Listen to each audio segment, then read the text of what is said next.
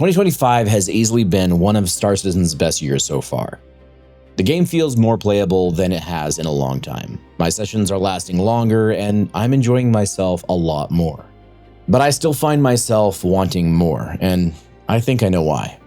By the end of this video, I'll share two of the biggest features that I believe could change everything for Star Citizen. But before we get there, we need to look at why this year has been a big step forward, and also a reminder of what is still missing.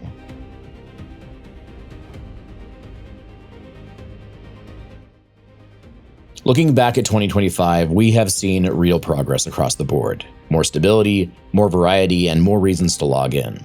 For the first time in years, I can often just play without constant barriers. Now, bugs still do exist, such as freight elevators still giving me massive headaches. But compared to the past, the difference is clear. Sessions are longer, crashes are less frequent, and I can usually finish what I set out to do. That's what makes this year interesting. I enjoyed most of what we got, yet I can't shake the feeling that a deeper layer is still missing. Now, there are still systems on the horizon that could transform how we play. And in this video, I'll highlight what worked, what still feels thin, and the features that, once they arrive, could move the game into its next phase.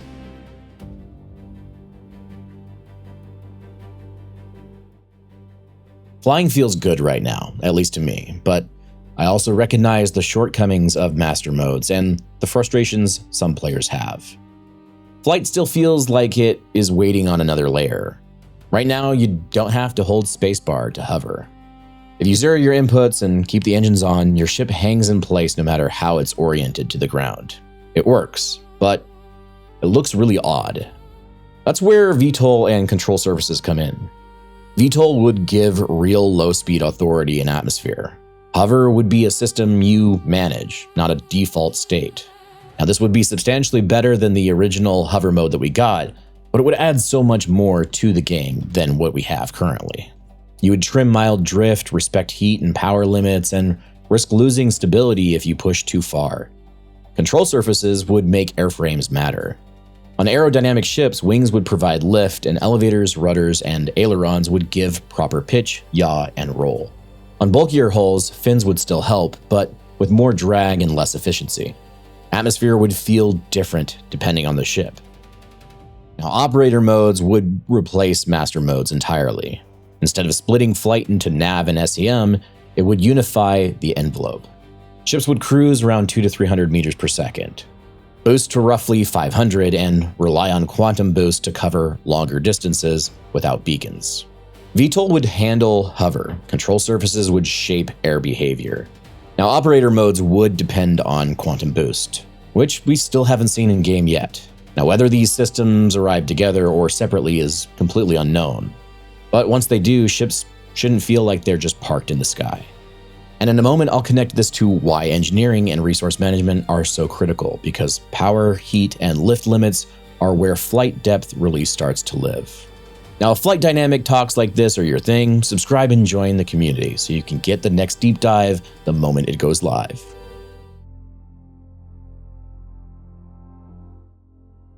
Engineering turns flying from a solo task into a team effort. You're not just pointing the nose, you're keeping the ship alive. With real repair and resource loops, we would fix components, reroute power, manage coolant, and bring a disabled ship back to flight ready. You might open panels, isolate faults, replace fuses, reset relays, seal leaks, and get the platform moving again. That's the loop I want: real consequences and real recoveries. Component management is the heart of it. Prioritize shields or guns when the reactor is hurting, throttle life support to free power for VTOL. Push coolant to thrusters during a hot hover, or isolate a shorted trunk before it cascades. A good crew should squeeze more performance out of the same hole by running it smarter. Combat balance grows from this. Armor should scale with ship class. Ballistic ammo should penetrate and damage components. Fighters should still stay dangerous, but they shouldn't shred a Polaris or an Idris from safe range. Penetration, possibly even SPAL, would force attackers to commit and defenders to manage heat, power, and repairs under fire.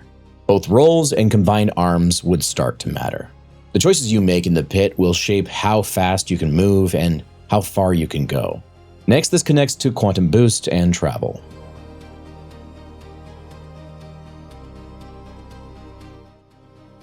Now, quantum boost would be the bridge between cruising and full quantum. It would let you cover real distance without locking onto a beacon.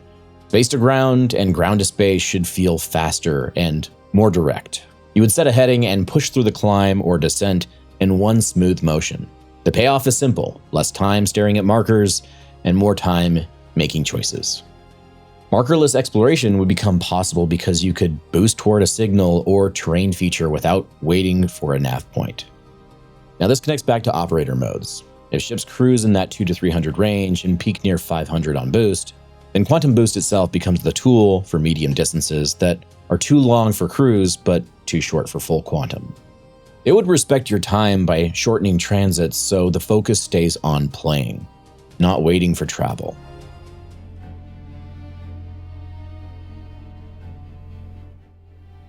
Another thing is that large ships need a real answer to fighters that sit outside effective range and chip away.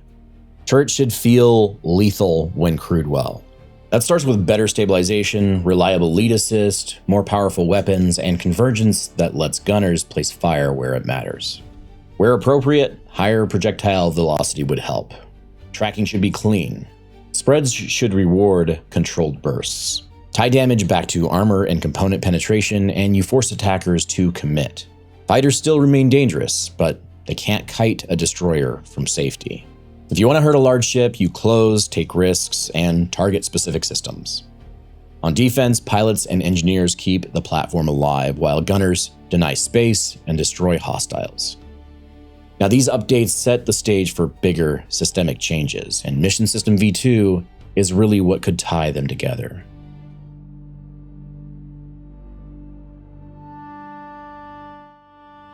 Quantum boost would change how we plan. Faster climbs and descents let you chain more objectives in a single session. You spend more time making choices and less time waiting. That sets the foundation for better exploration. Scout a ridge, chase a weak signal, or dive on a cave mouth without waiting for a beacon. Now bring in building interiors. These spaces would turn cities into real mission nodes. Think apartments, offices, maintenance floors, security levels, and small pads away from the main spaceport. They would act as overflow hubs, quest givers, stash points, and safe rooms. They would also help spread spawns. Instead of everyone waking up at a single hospital or at Orison, players could be distributed across small hubs with their own elevators and pads. This would make the world feel busier and less clogged. What's amazing is that in places like Lorville, Orison, ArtCorp, and New Babbage, you can see signs of these little hubs littered everywhere. And they really give you a sense of what this system could be in the future when they actually add things like apartments and building interiors. To support that, AI would need to handle landing zones and streets with confidence. Civilian traffic should move with purpose. Security patrols should challenge you in those checkpoints that we have everywhere. In space, AI should enter and exit atmosphere in a believable way and respect approach lanes. Now, much of this likely waits on dynamic server meshing, but once it arrives, the city loop could come alive. Mission System V2 would tie this together. It should let CIG author more missions faster, scale rewards to risk, and make reputation matter.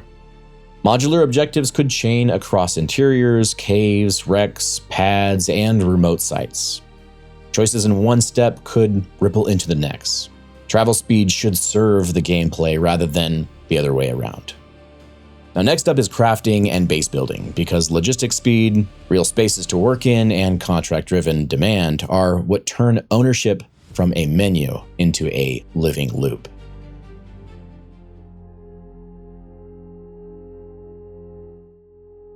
These are the two systems that could change everything. Crafting turns loot into knowledge, effort, and customizability. Base building turns land into identity and logistics. Let's start with crafting. A blueprint-driven economy would give gear real persistence.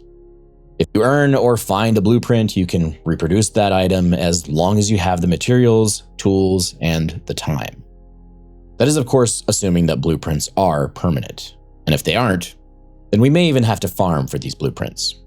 Subscriber gear and purchased items could unlock as blueprints, so losing them is not a setback and not a dead end. Rare drops and mission rewards would become recipes that you can learn or commission, and it would honestly be a much better alternative than the current item recovery or its future updates. Quality, durability, and calibration would give crafters a reason to master the process. Fail a tolerance check and the part runs hot. Nail it and you get a lighter, cooler, or tougher version. Replace, repair, or craft becomes a real choice. Mining, salvaging, and refining would feed this loop. Ore becomes components. Components become weapons, armor, modules, and ship parts, or even ships. Now, base building on planets or moons would allow players to stake a claim, bring power online, and build what they need. Storage, small landing locations, repair bays, fabrication rooms, medical, and defenses. Solar for day, batteries for night. Maybe a fusion core for heavy industry, and freight elevators to move cargo. This could serve as your forward operating base, your stash, or your org hub. It's where crafted goods live, where contracts start and finish, and where your crew rallies after missions. These systems touch everything else. Engineering makes crafting matter because a maintained ship flies better and lasts longer. Mission System V2 makes bases relevant by feeding them supply, defense, and production contracts. Quantum boost and faster traversal makes remote sites viable because they're quicker to reach and easier to resupply. AI that can navigate pads, roads, walkways, and approaches make landing zones feel like real places and not just props. If done right, crafting and base building turn loss into a loop and effort into value. They reward planning, teamwork, and time on target. And they give players a reason to keep logging in that is bigger than a single mission.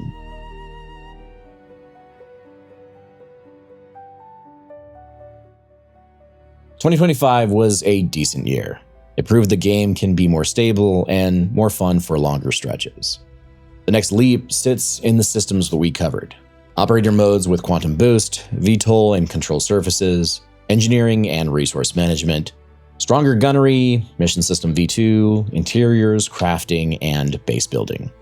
That layer could turn good sessions into lasting campaigns. Now, I also think that Squadron 42 could speed some of this up.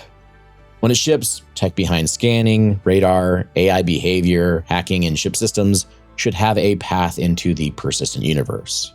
The path becomes cleaner, and those gains can show up here. So yes, 2025 has been a year of plenty. Sessions are longer, stability is better, and there is more to do. I'm not here to tell you how to feel. I wanted to lay out what I think improved, where the gaps remain, and where the next leap could really come from. And I'm personally ready for those doors to open. Until then, I'll keep flying, keep testing, and keep enjoying the parts that already shine. But now I want to hear from you. What is the one feature that would change your play sessions the most right now? Is it engineering, crafting, base building, mission system V2, or something else entirely? Drop your pick and tell me why. Your perspective helps shape which deep dives I do next. Now, if you want to support the channel, join us on YouTube or Patreon for behind-the-scenes posts, members-only channels in my Discord, shoutouts in every video, and early access to my sci-fi novel. The first chapters will be available for free on Patreon soon, with subsequent chapters being released to members. And current members will also get a discount upon release. And for an even closer look at engineering's potential, check out my full deep dive on that gameplay loop. But as always, thanks for watching. Fly safe, pilots, and I'll see you in the verse. Have a go.